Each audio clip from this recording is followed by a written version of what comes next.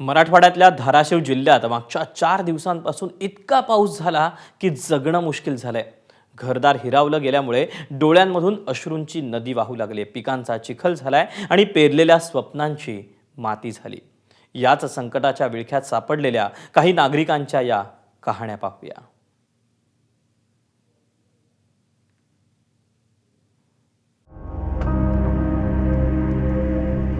बाग उन्मळून पडली, घरात चिखल साचला आणि डोळ्यात अश्रूंच्या धारा। धाराशिवच्या भूम तालुक्यातील जाम मधले हे आहेत उमेश राऊत।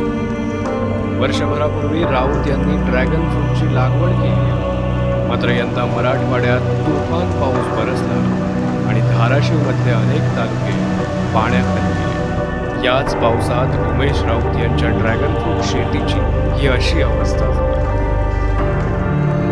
रात्रीचा पाऊस काय सांगता येत नाही, असा भरपूर होता की एकदम अति पाऊस होता, त्यामुळे ही पाणी झालं। ही माझी ड्रॅगनची शेती, हे मी एकरी कमी 5-5.5 लाख रुपये खर्च केला, परंतु आज ही पहिलंच वर्ष आहे। आणखीन मी त्यात उत्पन्न सही घेतलेलं नाही एवढं, पण ही आता एवढं नुकसान झालं की तोंडाने सांगता येत नाही।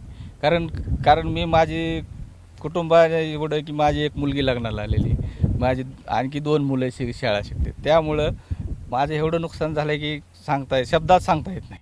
किती उत्पन्न अपेक्षित होतं यामध्ये आणि काय काय नियोजन केलं होतं? की मी ह्याच्यात उत्पन्न कमीत कमी 2-3 लाख रुपये अपेक्षित होतं, परंतु ते ह्याच्यापासून मी मुलांना शिक्षण, मुलीचं लग्न ही मी नियोजन केलं होतं, पण ही सगळं आज धुळीस मिळाली। या लागवडीतून राऊत यांना 2 लाखांपर्यंतचं उत्पन्न मिळण्याची अपेक्षा होती, मात्र आता सगळंच उद्ध्वस्त झालंय।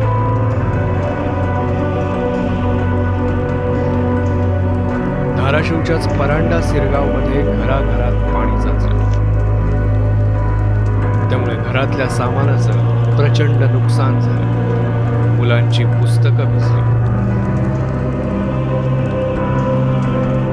मिरच्या भिजल्या, गहू भिजलं, ज्वारी भिजली, सगळं काहीच राहील नाही। 2 महिने झाले रानात काय सोयाबीन काढा येईना, उडीद गेलं आणि काय तुरी वंबाळून गेले आणि काय करायचं आता? लय राडा भांडी सगळी वाहत गेली ती काय राहिलं नाही, त्यांना खायला सुद्धा राहिलं नाही। सगळं बघितलं की आता गहू, तांदूळ, ज्वारी तर गेली, इसूर भिजला, चटणी खायचं म्हणजे सगळ्या वस्तू गेल्या। त्यांचं वाहून गेले, त्यांना खायला काय सुद्धा राहिलं नाही। ज्वारी बिवारी त्यांचं सगळं वाहून गेले, कमर इतकं पाणी घरात होतं।